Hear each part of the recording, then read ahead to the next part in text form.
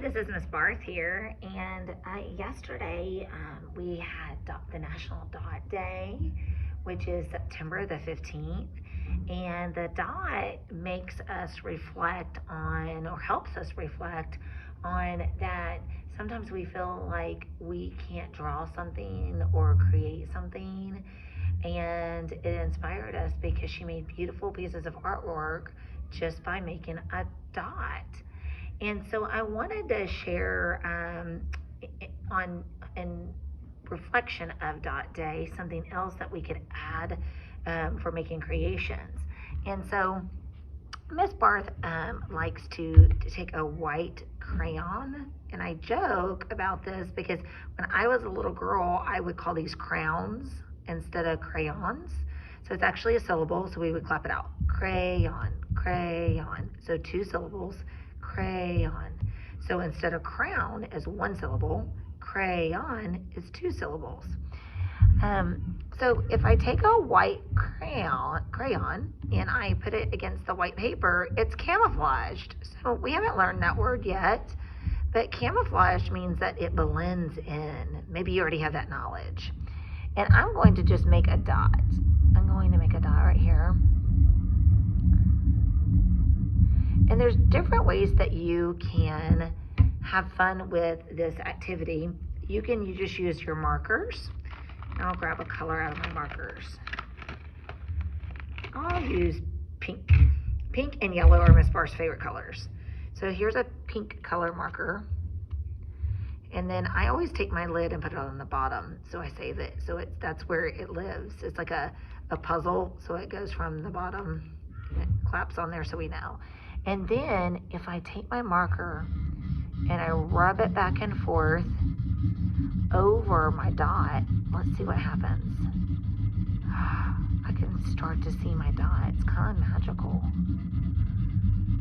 And crayons are made out of wax, and so it's called a resistance. So I'm going to flip this over and show you how I practice making sight word cards. So if I wanted to make a sight word card, one of my sight words is the. So I would write T-H-E.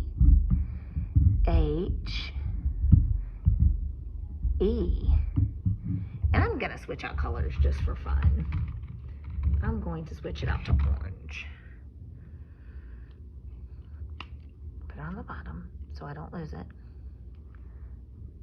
And then I go over my sight word. Look how magical that is. And there's my T-H-E, just with a white crayon. Now another way that you can do that, oh look, it even made an impression like a stamp. That's super fun.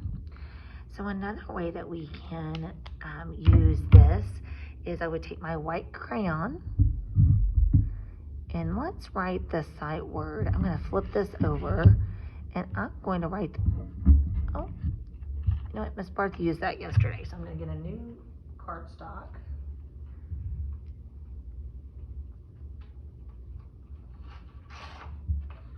And I'm going to write my sight word C. So S-E-E.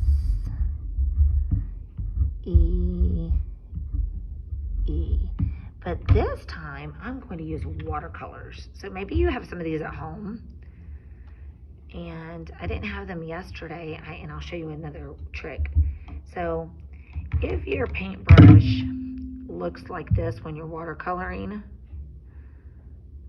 that's what I call hairy scary.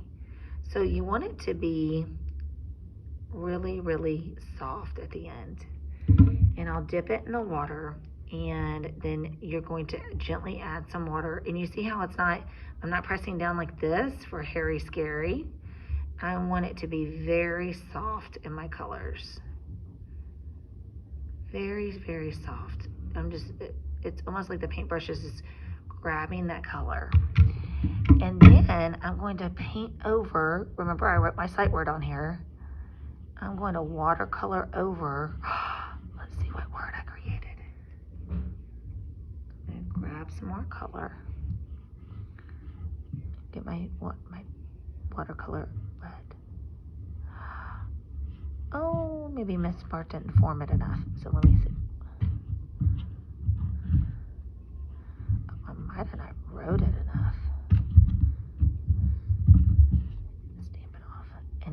able to see through it. So maybe I need to use some more of my crayon to have that resistance.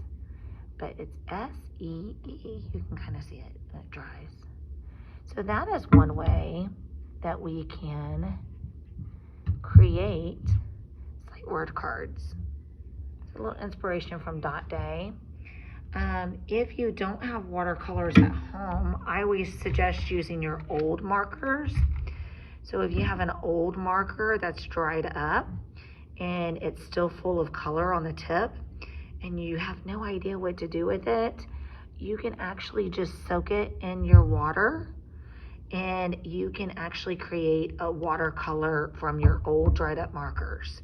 So if you see sad dried up markers, you don't have to throw them away. You can actually create watercolor out of them. So I hope that you enjoyed. This is called a white crayon resistant. And you can use this using markers or watercolor, or even create your own kind of watercolor with dried up markers.